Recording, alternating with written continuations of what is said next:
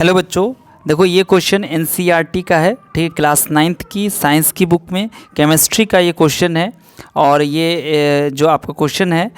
इसमें क्या कह रहा है कि अगर ब्रोमीन परमाणु दो समस्थानिकों यानी कि एक ये समस्थानिक है Br79 और एक ये समस्थानिक यानी कि आइसोटोप है Br81, ठीक है, और इसकी जो उपलब्धता है वो है 49.7%, ठीक है, और इसका जो यानी कि यहाँ पर दिया गया 50.3%, 50.3%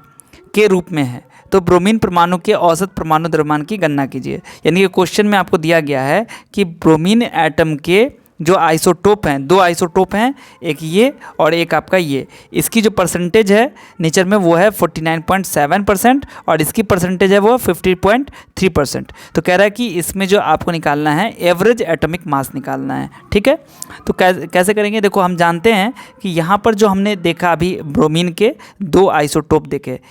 Br एक आपका है 35 और 79,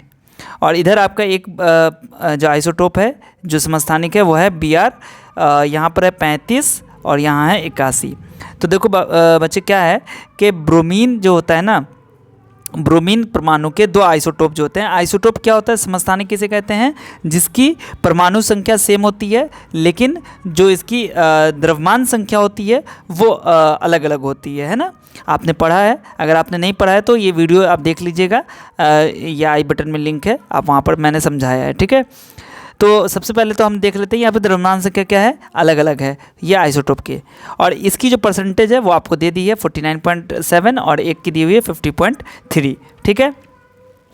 यानी कि जो नेचर में परसेंटेज है वो दी हुई है। अब यहाँ पर जो एवरेज एटॉमिक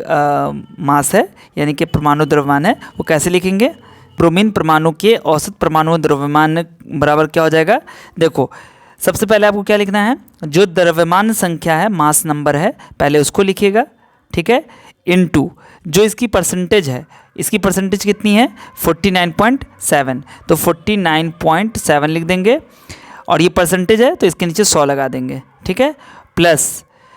इसमें इसका मास नंबर कितना है यानी कि द्रव्यमान संख्या 81 है तो 81 लिखेंगे, इनटू इसकी जो परसेंटेज है नेचर में वो कितनी है 50.3, 50.3, ठीक है, तो 50.3/100 कर देंगे, ठीक है। अब क्या हो जाएगा, देखो 79 गुने 100 से भाग लगाएंगे तो ये हो जाएगा 0.497,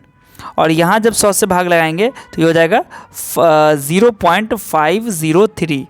अब इसको जब इससे गुना करोगे तो गुना करके आपका आएगा 39.263,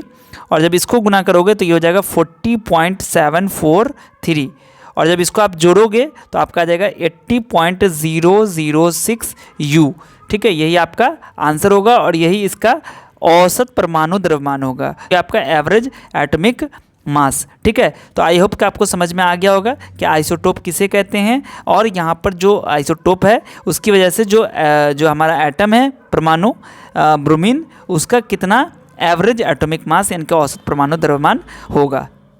ठीक है। तो आप इस वीडियो को अपने सभी दोस्तों के साथ शेयर कर दीजिए, और आपको ऐसे ही अगर कोई भी सवाल में दिक्कत है या कोई भी आपको चीज़ समझनी है तो आप मुझे कमेंट में ज़रूर बता सकते हैं, ठीक है। चलिए, अगर आप फेसबुक पर मुझे देख रहे हैं तो फॉलो को ज़रूर कर लीजिएगा, ठीक है। चलिए, मिलता हूँ फिर आपसे अगली वीडियो में, तब तक आप सब अपना ध्यान रखिए। वीडियो देखने के लिए आप सभी का बहुत बहुत शुक्रिया।